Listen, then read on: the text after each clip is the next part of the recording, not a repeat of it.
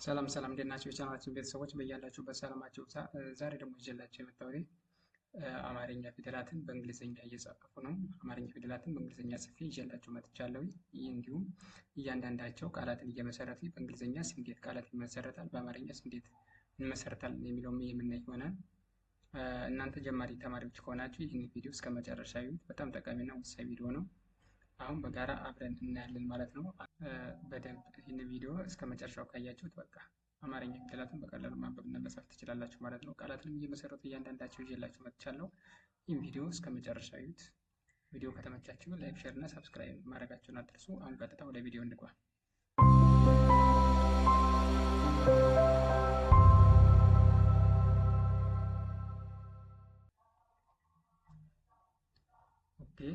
አሁን በመጀመሪያ አማርኛ ፊደላትን አግድም አነብላችኋለሁ ማለት ነው። አማርኛ ፊደላትን አግድም እንደዚህ አነብላችኋለሁ። ካነበቡላችሁ በኋላ እንዴት ደግሞ በእንግሊዝኛ እንዴት ይጻፋል እና እንዴት ይነበባል፣ እንዴት ትነበባለች የሚለውን ማሳያችሁ ይሆናል። እያንዳንዳችሁን የማሳያችሁ ይሆናል። መጀመሪያ ግን አግድም የተጻፉ ፊደላትን በጋራ አብረን እናንብብ ማለት ነው። ኦኬ፣ የመጀመሪያዋ ፊደል ሀ ናት። ሀ፣ ሁ፣ ሂ፣ ሃ፣ ሄ፣ ህ፣ ሆ። ኦኬ፣ ይህንን ካየን አሁን ደግሞ በእንግሊዝኛ እንዴት ይጻፋል የሚለውን ለምሳሌ ከመጀመሪያው ስንመጣ ከሀ ስንጀምር ኤች ኤ እንደማን ይነበባል? እንደ ሀ ይነበባል። ኤች ኤ እንደ ሀ ይነበባል። ኤች ኡ ደግሞ እንደማን ይነበባል? እንደ ሁ ይነበባል። እሺ፣ ኤች አይ እንደ ሂ ይነበባል። ኤች ኤ እንደ ሀ ይነበባል። ይችኛይቱ አራተኛዋ ፊደል እና የመጀመሪያው ፊደል ተመሳሳይ ድምፅ ናላቸው። ይችም ሀ ነው የምትባለው፣ ይችም ሀ ነው የምትባለው። ስለዚህ ኤች ኤ ተመሳሳይ ነው። ይህም በእንግሊዝኛው ስንጽፈው ተመሳሳይ ነው ማለት ነው። ኤች ኤስ እንደማን ይነበባል አልኳችሁ? እንደ ሀ ይነበባል። ኦኬ፣ ኤች ኢ እንደ ሄ ይነበባል። ኤች ብቻውን። ስድስተኛ ፊደላት ደግሞ እንትን የላቸው አናባቢ የላቸው ተነባቢዎች ብቻ ናቸው ያሉ። ኤች ብቻዋን እንደማን ትነበባለች? እንደ ህ ትነበባለች ማለት ነው። እሺ፣ የመጨረሻዋ ፊደል ደግሞ ሆ ወይም ሰባተኛዋ ፊደል ኤች ኦ። ኤች ኦ እንደማን ይነበባል ማለት ነው? እንደ ሆ። እንደ መጨረሻዋ ፊደል እንደ ሆ ይነበባል። ስለዚህ ሀ፣ ሁ፣ ሂ፣ ሃ፣ ሄ፣ ህ፣ ሆ ብላችሁ ማንበብ ትችላላችሁ ማለት ነው። ቃላቱን የመሰረቱን ቃላቱን ኋላ መጨረሻ የማሳያችሁ ይሆናል። በመጀመሪያ ፊደላት እንደዚህ አድርገን ቆጥረን እንጨርስና ቀጣይ እነዚህ ቃላቶችን በእንግሊዝኛ እና በአማርኛ ጽፌያቸዋለሁ። እነዚህ በጋራ አብረን የምናይ ይሆናል። አሁን ቃላቶችን ጽፈን እንጨርስ። እሺ፣ እቺ ደግሞ ማናት? ለ ናት። አሁን ለንም በጋራ አብራችሁ ከኔ ጋር ለማድረግ ሞክሩ። አብረን ለ፣ ሉ፣ ሊ፣ ላ፣ ሌ፣ ል፣ ሎ። ኦኬ፣ እሺ። በአማርኛው እንደዚህ አድርገን ካነበብናቸው አሁን ደግሞ በእንግሊዝኛ እንዴት ይጻፋል፣ እንዴት ይነበባል የሚለውን ደግሞ እናያለን። ኤልኢ እንደ ለ ይነበባል። ኤልኢ እንደ ለ ይነበባል። ኤልዩ ደግሞ እንደ ሉ ይነበባል። ኤልአይ እንደ ሊ ይነበባል። ኤልኤ እንደ ላ ይነበባል። ኤልኢ እንደ ሌ ይነበባል። ኤል ብቻዋን ስድስተኛ ፊደላት አናባቢ የላቸውም። ሁሎችም አናባቢ የላቸውም። ተነባቢዎች ብቻ ናቸው የሚጻፉ። ኤል እንደማን ትነበባለች ማለት ነው? እንደ ል ትነበባለች ማለት ነው። ኤልኦ እንደ ሎ ይነበባል። እሺ፣ እናንብባቸው ደግሞ። አሁን ደግሞ እናንብባቸው። ለ፣ ሉ፣ ሊ፣ ላ፣ ሌ፣ ል፣ ሎ። ኦኬ፣ አሁን ደግሞ እች ሶስተኛዋ እች አሃ ላይ እንሄዳለን ማለት ነው። እችና እች ተመሳሳይ ፊደል ናቸው። እችና እች በቅርጻቸው ይለያያሉ እንጂ ተመሳሳይ ናቸው። እች ማናት? እች ማናት? እችኛይቱ አሌታዋ ትባላለች። እችኛይቱ ደግሞ አመርዋ እንላታለን ማለት ነው። በቅርጻቸው ናቸው የሚለያዩ እንጂ ተመሳሳይ ናቸው። የእንግሊዝኛ ጽሑፋቸውን ብታዩ ይኸው እስከ መጨረሻ ብታዩቸው ተመሳሳይ ነው። ይኸው ይህም እስከ መጨረሻው ብታዩቸው ተመሳሳይ ነው። ነገር ግን በቅርጻቸው የተለያዩ ናቸው። ተመሳሳይ ጥቅም ላይ ያላቸው ተመሳሳይ ድምፅ ነው ያላቸው፣ ነገር ግን በቅርጻቸው የተለያዩ ናቸው ማለት ነው። አሁን ደግሞ ይችንን እናያታለን ማለት ነው። በመጀመሪያ አማርኛውን እናነበዋለን። ሀ ሁ ሂ ሃ ሄ ህ ሆ። ኦኬ። ከዛ ደግሞ በእንግሊዝኛው ደግሞ እንዴት ይጻፋል፣ እንዴት ይነበባል የሚለውን ደግሞ አሁን በጋራ የምናይ ይሆናል ማለት ነው። ኤች ኤ እንደ ሀ ይነበባል። ኤች ዩ እንደ ሁ ይነበባል። ኤች አይ እንደ ሂ ይነበባል። ኤች ኤ እንደ ሀ ይነበባል። ኤች ኢ እንደ ሄ ይነበባል።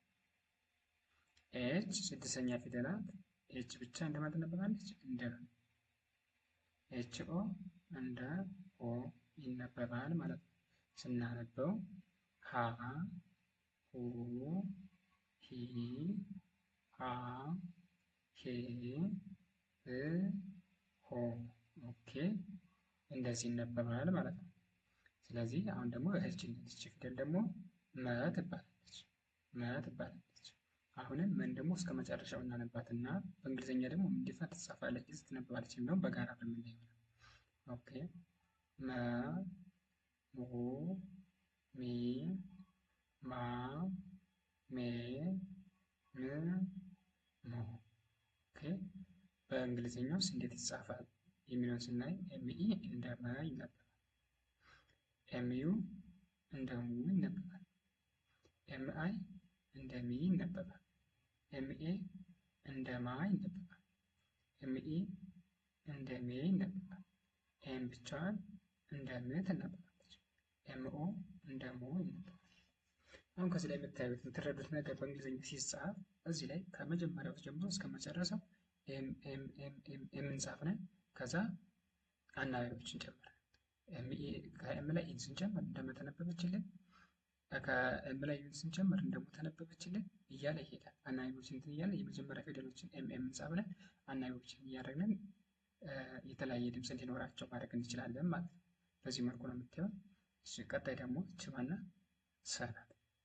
አሁንም ሰን ደግሞ የአማርኛ ፊደላትን በመጀመሪያ እናነባለን። ቀጣይ ደግሞ አብራችሁ ከኔ ጋር ትላላችሁ። እንግሊዝኛውንም በጋራ የምናይ ይሆናል ማለት ነው። እሺ ሰ ሱ ሲ ሳ ሴ ስ ሶ። እሺ በጣም ጥሩ። ይህንን ካለን በእንግሊዝኛውስ እንዴት ይጻፋል? በእንግሊዝኛ እንዴት እንጽፈዋለን? ሰን እንዴት እንጽፋታለን የሚለው በመጀመሪያ ኤስ ኤስ ኤስ ኤስ ኤስ እንጻፍነን ከዛ የተለያዩ አናባቢዎችን እየጨመርን የተለያዩ ድምፆች እንዲኖራቸው ማድረግ እንችላለን ማለት ነው። ለምሳሌ ኤስኢ እንደማን እናነበዋለን? እንደ ሰ እናነበዋለን። ኤስዩን እንደ ሱ እናነበዋለን። ኤስአይን ደግሞ እንደ ሲ እናነበዋለን። ኤስኤ እንደ ሳ ይነበባል። ኤስኢ ደግሞ እንደ ሴ ይነበባል። ኤስ ብቻዋን እንደማን ትነበባለች ብያቸዋለሁ? እንደ ስ።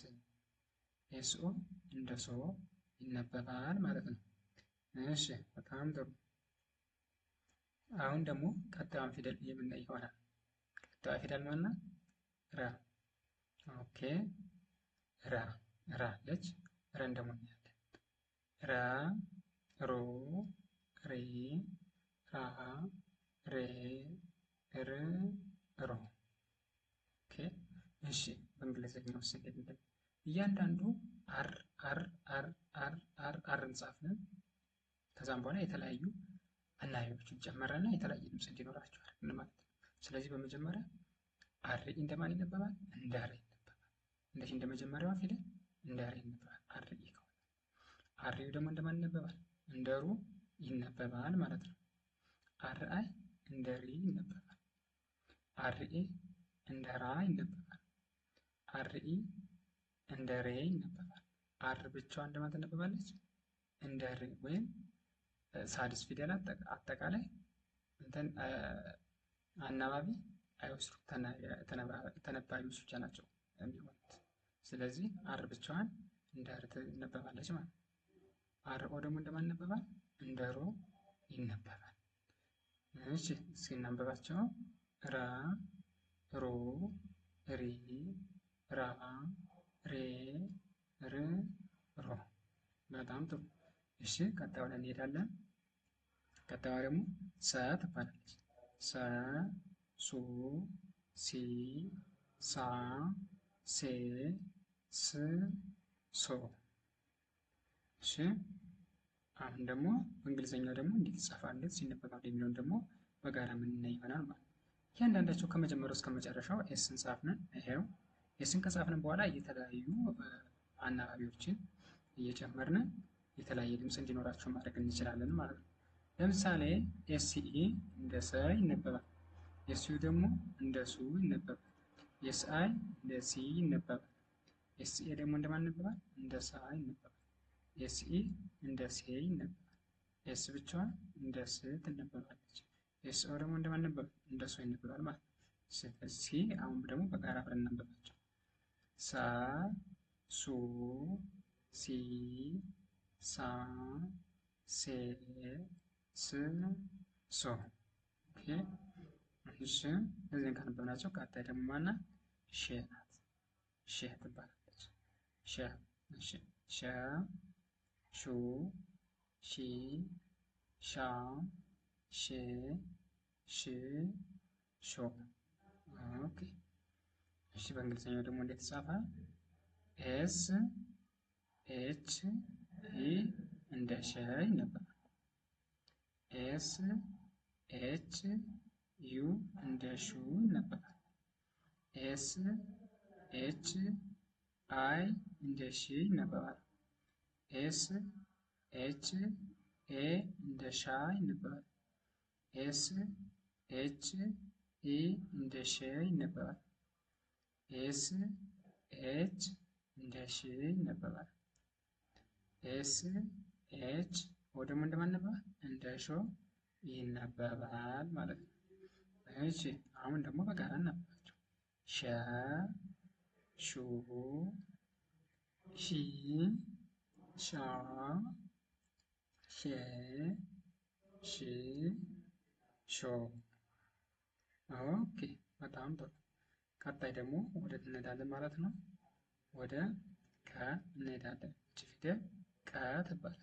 እሺ አሁንም በቀ ቀን ደግሞ እናንባትና ከደግሞ በእንግሊዝኛ እንዴት ትጻፋለች የሚለውን የምናይ ይሆናል ማለት ነው። እሺ ቀ፣ ቁ፣ ቂ፣ ቃ፣ ቄ፣ ቅ፣ ቆ።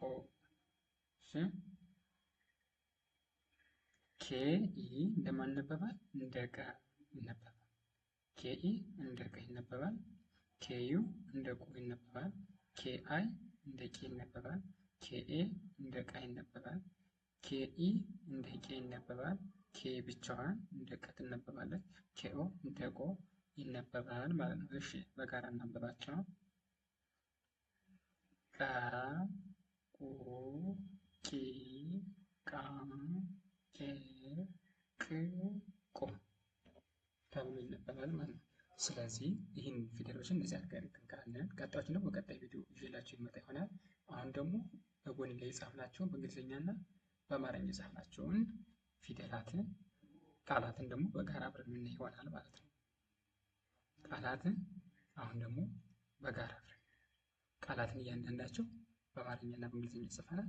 እነሱን ደግሞ ማየት እንችላለን ማለት ነው። እሺ ለምሳሌ እዚህ ላይ ምናምን ሁለት ሁለት ሁለት ከዛ በእንግሊዝኛ ምን አለ? ሁለት ይኸው ሁ ይቻት ሁ ይቻት አያችኋ? ይኸው ሁ ይቻት ይቻት ይኸው ይቻት ይቻት ከዛ ለ ኤልኢ ኤልኢ ኤልኢ ለይቻት ይቻት ለውሰን ከዛ ትን ደግሞ ይቺ ት ማለት ስድስተኛዋ እና ስድስተኛዋ አናባቢ ናት እንዳል እራሷን ትሆናለች ማለት ነው። ስለዚህ ሁለት ሁለት ይላል ማለት ነው። እሺ ቀጣዩ ደግሞ ሎሚ ሎሚ እንግሊዝኛው ሎሚ ሎ ኤልኦ እንደማን ይነበባል ብያችኋለሁ? እንደ ሎ ይነበባል ብያችኋለሁ። አይ ኤልኦን ወሰዱኝ። ይኸው እንደ ሎ ተነበበልኝ። እዛ ኤምአይ ደግሞ ሶስተኛ ፊደል እንደማን ይነበባል ብያችኋለሁ?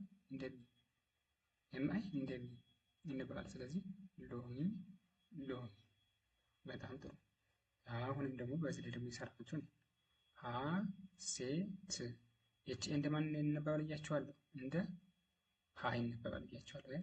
ኤስ ኤ ደግሞ እንደማን ይነበባል ብያችኋለሁ? እንደ ሰ። ከዛ እንደ ሰና አሁን ለምሳሌ ኤስ ኢ እንደ ሰና እንደ ሲ ይነበባል። እንደ ሰም ይነበባል፣ እንደ ሲም ይነበባል ማለት ነው። ስለዚህ ቲ ደግሞ ብቻዋን ከሆነች ወይም ተነባይ ፊደላት ብቻቸውን ከሆኑ ደግሞ እንደ ሳድስ ፊደል ነው የሚነበቡት፣ እንደ ሳድስ ፊደል። ስለዚህ ሀ ሴ ት የሚል ቃል ማግኘት እንችላለን ማለት ነው። እሺ እዚህ ላይ ደግሞ ስንሄድ ሞ ሚ ሞይ። እሺ ኤምኦ እንደማን ይነበባል ብያችሁ ነበር? እንደ ኦ። ኤምኦ እንደ ኦ፣ ኤምኦ እንደ ኦ ይነበባል። ጂኤን ደግሞ እንደማን ይነበባል? እንደ ሚ። ጂኤን እንደ ሚ ይነበባል። በቀጣይ ቪዲዮ እንሰራላችሁ ይሆናል። እነዚህ አንዳንድ ፊደሎች ለምሳሌ የሉም ከዚያ ላይ እንሰራላችሁ ይሆናል። ለምሳሌ ከዚህ ላይ ሚ እዚህ ቪዲዮ ላይ የለችም። በቀጣዩ ሰርች የማሳያችሁ ይሆናል። ጂኤን እንደ ሚ ይነበባል ማለት ነው። ለምሳሌ ጂኤን የምናደርገው እንደ ኘ እናነበዋለን ማለት ነው። ስለዚህ አሁንም ይሄ ደግሞ ምን ይላል? ይሄኛው ሞኝ ይላል። ይሄኛው ምን ይላል? ሞኝ። ኦኬ በጣም ጥሩ። እሺ ቀጣዩ ምን ይላል? ምሳሌ ሰነፍ ሰነፍ፣ ነፍ ሰነፍ፣ ሰነፍ ሰነፍ። ይኸው ኤስኢ እንደ ሰ ይነበባል፣ ኤልኢ እንደ ነ ይነበባል ወይም እንደ ኒም ይነበባል። ኤፍ ደግሞ ብቻዋን አናባቢ ፊደላት ብቻቸውን ሲሆን ደግሞ እንደምን ይነበባል ብያችኋለሁ? እንደ ሳልስ ፊደላት ይነበባል። ስለዚህ ሰነፍ ሰነፍ የሚል ቃል ማግኘት እንችላለን ማለት ነው። እሺ ጥሩ። አሁን ደግሞ ከዚህ ላይ ስንሄድ ራደ ራደ። ኦኬ ራደ በእንግሊዝኛው ደግሞ እንዴት ይጻፋል? አርኤ እንደማን ይነበባል ብያችኋለሁ? እንደ ራ። አርኤ እንደ ራ ይነበባል። ዲኢ ደግሞ እንደማን ይነበባል? እንደ ደ። እዚህ ቪዲዮ ላይ አልተካተተም። በቀጣይ ቪዲዮ የምሰራላችሁ ይሆናል። ዲኢ እንደ ደ ይነበባል። ስለዚህ ምን ይሆናል? በአንድ ላይ ራደ የሚል ቃል ይሰጠናል። ከዚህ ከአማርኛው ጋር ተመሳሳይ ድምፅ ማለት ነው። ራደ ይላል ማለት ነው። እሺ ቀጣይ ደግሞ ምን አለ? ሰብለ ሰብለ የሰው ስም ነው። ሰብለ። እዚህ ላይም ደግሞ ኤስ እንደማን ይነበባል ብያችኋለሁ? እንደ ሰ ይነበባል። ቢ ብቻዋን ከሆነች እንደማን ትነበባለች ብያችኋለሁ?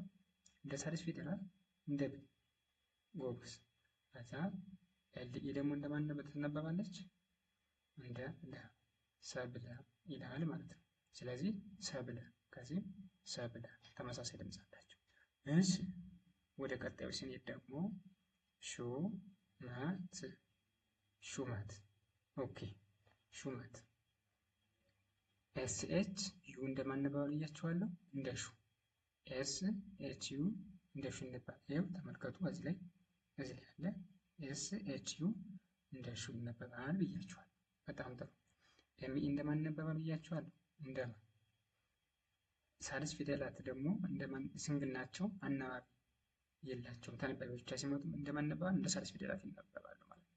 ስለዚህ ሹመት ይላል በአማርኛው። ከዚህ ላይ ምን ይላል? ሹመት ይላል።